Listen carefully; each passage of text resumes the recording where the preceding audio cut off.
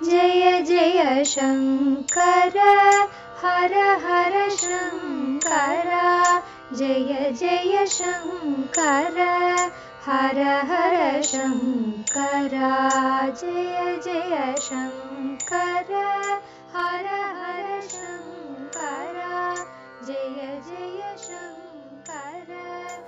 சமூக தனிவாழ்க்கை நெறிகள், தெய்வத்தின் குரல் 3ஆம் பாகம், ஆச்சார விஷயங்கள், ஆதர்ச நிலையும் நடைமுறை சாத்தியமும் தொடர்கிறது. எருவுக்கு தகுந்த பயிர், உயிரும் பயிர் மாதிரிதான். அதனால் ஆகார விஷயத்தில் ரொம்ப கவனம் வேண்டும். உயிர் என்றால் சரீரம் மூச்சு விடுவது மட்டுமல்ல. மனுஷனுக்கு மனசில் உயர்வு இல்லாவிட்டால் அவன் உயிரிருந்தும் பிணந்தான். மனசில் உயர்வுதான் ஜீவனுக்கு உயிர் நாடி என்பதெல்லாம் சரிதான். ஆனால் மனசின் உயர்வை சரீரத்தில் செலுத்தி சமூகத்துக்கான பலதரப்பட்ட காரியங்களையும் பண்ண வேண்டியிருக்கிறதே. ஒருத்தன் தர்ம ரட்சணத்துக்காக கத்தியை பிடித்து கொண்டு சண்டை போட வேண்டியிருக்கிறது. தர்ம ரட்சணை என்பது மனசின் உயர்த்தி. அதுவே இவனுடைய காரியத்தில் வருகிற போது யுத்தம் என்று ஹிம்சை மாதிரி ஆக வேண்டியிருக்கிறது. ஆனால் இவன் ஜனசமூகம் தர்மத்தில் அழிவடையாமல் காப்பாற்றுகிற உயர்ந்த நோக்கம் கொண்டவன். க்ஷதாத் கில திராயத்தே. பின்குறிப்பு: காளிதாசரின் ரகுவம்சம் 2.53. ஜனசமூகம் துஷ்டர்களால் அழியாமல் காப்பாற்றுகிறான் அல்லவா? அதனாலேயே க்ஷத்ரியன் என்று இவனுக்கு பெயர். இந்த உயர்ந்த நோக்கம் இவனுக்கு இருப்பதால் இவனுக்கு யுத்தத்தில் உற்சாகமும் நல்ல சரீரக்கட்டும் ஏற்படுவதற்காக மது மாம்சாதிகளை ஓரளவு சாப்பிட்டுவிட்டு போகட்டும். அது அவன் சூழ்நிலையில் அவனுக்குரிய தொழிலால் அவன் பெறுகிற ஆத்ம வளர்ச்சியை கெடுக்காது என்று இப்படி சாஸ்திரம் வைத்திருக்கிறது. ஆனால் இப்படிப்பட்ட க்ஷத்ரியர்களிலும் ராஜ ரிஷிகள் என்று கொண்டாடும்படியாக அஹிம்சா தர்மம் முதலான எல்லாவற்றிலும் சிரேஷ்டர்களாக பலர் இருந்திருக்கிறார்கள். அஹிம்சை என்றவுடனேயே நினைவுக்கு வருகிற புத்தர், மகாவீரர் 2 பேருமே க்ஷத்ரியர்கள் தானே. புராண இதிகாசங்களை பார்க்கும் போது அநேக ராஜாக்கள் விருத்தாபியத்தின் போது ராஜ்யத்தை புத்திரனிடம் ஒப்படைத்துவிட்டு காட்டுக்கு போய் தபஸ் பண்ணினார்கள் என்று தெரிகிறது. அப்போது இவர்கள் சாக போஜனம் தான் பண்ணியிருக்க வேண்டும். ஐடியல் ஒன்று எல்லோருக்கும் விதியாக இல்லாமல் ஒரு பிரிவுக்கு மட்டும் ரூலாக இருந்ததால் தானாகவே மற்றவர்களுக்கும் அதில் பற்றுதல் ஏற்பட்டு அவர்களும் அதை எடுத்துக்கொண்டு அந்த ஐடியல் ரூல் மற்றவர்களிடமும் பிரகாசித்ததுதான் இதற்கு காரணம். தேசத்தில் பொருளாதார சுபிக்ஷம் ஏற்பட வேண்டாமா? இதற்கு சில பேர் வியாபாரம், விவசாயம், கோரக்ஷை அதாவது பசு வளர்ப்பு செய்ய வேண்டும். வியாபாரத்துக்காக கடல் கடந்து போக வேண்டியிருக்கும். அப்போதுதான் பொருளாதார மேம்பாடு தேசத்துக்கு கிடைக்கும். அருளை முக்கியமாக சொன்னாலும் பொருளையும் வேதமதம் மறக்கவில்லை. அதற்கு எவ்வளவு இடமோ அதை கொடுத்து தான் இருக்கிறது. 4 புருஷார்த்தத்திலேயே அர்த்தம் இருக்கிறது. அறம் பொருள் என்கிறது அதுதான். லோக வாழ்க்கையை இந்து மதம் அலட்சியப்படுத்துகிறது என்று சொல்வது நியாயமே இல்லாத குற்றச்சாட்டு. நம் மதத்தில் பொருள் வளர்ச்சிக்கென்றே 4 வர்ணத்தில் ஒன்றை வைத்திருக்கிறது.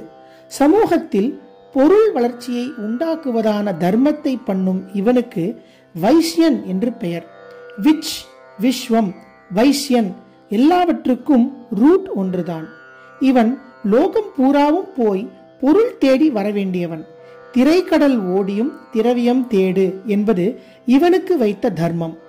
இவனுக்காக கடல் வாணிபத்தை பெருக்கித் தந்ததில் க்ஷத்ரியர்களான ராஜாக்களுக்கும் பெருமை ஏற்பட்டது.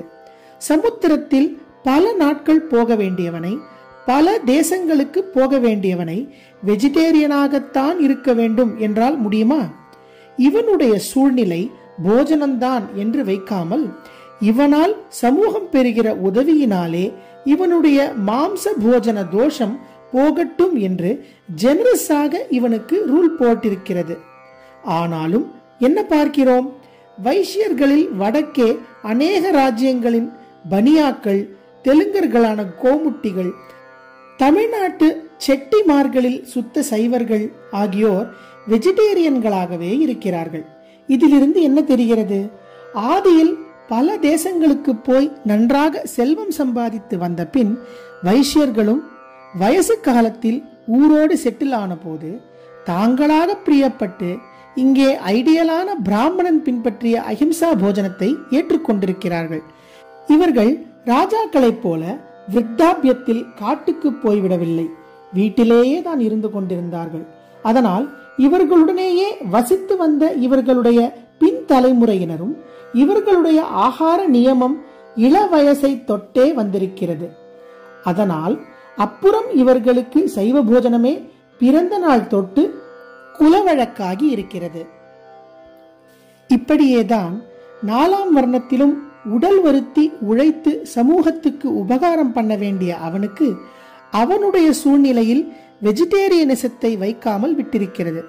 ஆனாலும் காலப்போக்கில் அந்த வர்ணத்தாரிலேயே பலர் உடம்பு வேலை செய்கிறவர்களாக இல்லாமல் வியாபாரம், விவசாயம் முதலியவற்றில் ஈடுபட்டு வளர்ச்சி அடைந்த போது தாங்களாகவே சைவ ஆகாரத்தை எடுத்துக் கொண்டிருக்கிறார்கள். வடக்கேயும் சரி, தெற்கேயும் தஞ்சாவூர் ஜில்லாவில் அநேக வேளாளர்கள், திருநெல்வேலியில் பிள்ளைமார் போன்றவர்களும் சரி, பிராமணன் கூட தோற்று போய் விடுவான் என்கிற அளவுக்கு பரம சுத்தமான மரக்கறி போஜனம், விரதானுஷ்டானம் வைத்துக் கொண்டிருக்கிறார்கள். இப்படியெல்லாம் ஆப்ஷனலாக சிலருக்கு வெஜிடேரியனிசத்தில் பிடித்தம் ஏற்படுவதற்கு காரணம் 4 வர்ணங்களில் பாக்கியுள்ள பிராமணனுக்கு அதை கம்பல்சரியாக வைத்திருப்பதுதான். இவன் வேதத்தை ஓதியும் ஓதுவித்தும் ரட்சிக்க வேண்டியவன் ஆதலால் மந்திர சுத்தியை முன்னிட்டு புலால் உண்ணக்கூடாது என்று வைத்தார்கள். இவன் திரைக்கடல் ஓடியும் திரவியம் சேர்க்கவும் கூடாது என்று ரூல். இவனுக்கு தரித்திரந்தான் சாஸ்திரம் விதித்திருப்பது. இவன் அந்நிய தேசங்களுக்கு போகப்படாது, போனால் பிரஷ்டனாகி விடுவான். ஏன்? வேத ரட்சணத்தின் பியூரிட்டி கெட்டுப்போய் விடுகிற ஹேது உண்டாகிவிடும் என்பதால் தான். வெளிநாடுகளுக்கு போனால் அவற்றின் பழக்க வழக்கங்கள் இவனுக்கு ஏற்பட்டுவிடும். ஸ்வதர்மமான பழக்க வழக்கம் போய்விடும். வெளி தேசத்துக்கு போய்விட்டு திரும்பி வந்து இப்படிப்பட்ட விதேச பழக்கங்களை ஸ்வஜாதி பந்துக்களிடம் கலந்து அவர்களால் ஆகிற வேத ரட்சணையை கெடுத்துவிடப் போகிறானே என்றுதான் பிரஷ்டம் பண்ண சொன்னது. இவனுக்கு கம்பல்சரியாக வைத்த அநேக ஆச்சாரங்களும் விரதானுஷ்டானங்களும் மற்றவர்களையும் ஆகர்ஷித்து அவர்கள் ஒரு ஸ்டேஜுக்கு பிற்பாடு பிரியப்பட்டு தாங்களும் அவற்றை அடாப்ட் பண்ணி கொண்டிருக்கிறார்கள். ஆதர்ச நிலையும் நடைமுறை சாத்தியமும் நாளை தொடரும். ஜெய ஜெய சங்கர, ஹரஹர சங்கர, மகா பெரியவா சரணம்.